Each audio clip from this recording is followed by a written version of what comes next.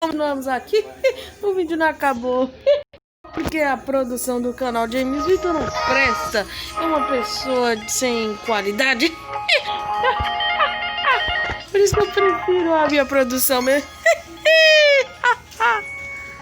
Olha só, pessoal. Essa menina. Eu tô querendo dar cima. Com a menina que o verdadeiro Silvio Santos está jogando aqui. Mas na verdade não. É o Silvio Santos desse canal.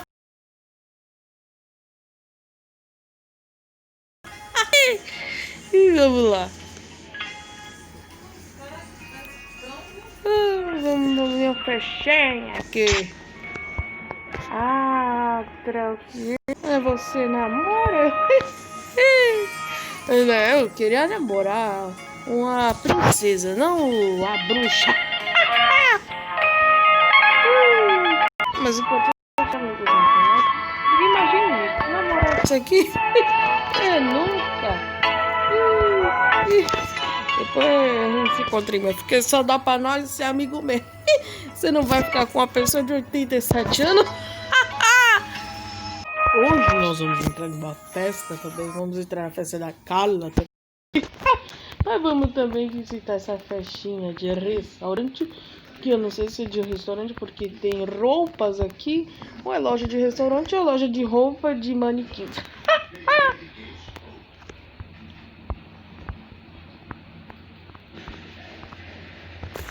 Quem quer mais? Só assim aqui. Eu não estou ouvindo falar no meu microfone porque está gravando e não dá pra fazer isso. Quem quer mais? Quem quer mais aviãozinho? Quem quer o aviãozinho aqui?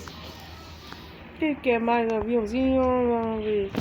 Ninguém quer, né? Ninguém quer. Agora se for pra querer ir pra cama, todo mundo vai.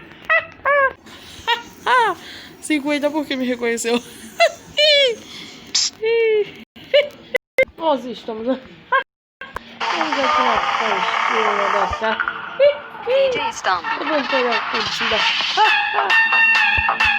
Mas provavelmente a festa vai começar agora.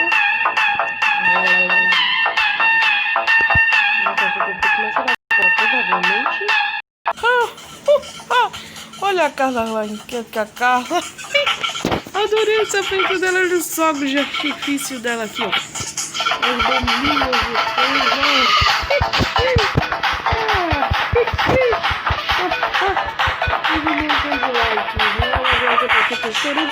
Só tem 7 convidados uma festa boa dessa.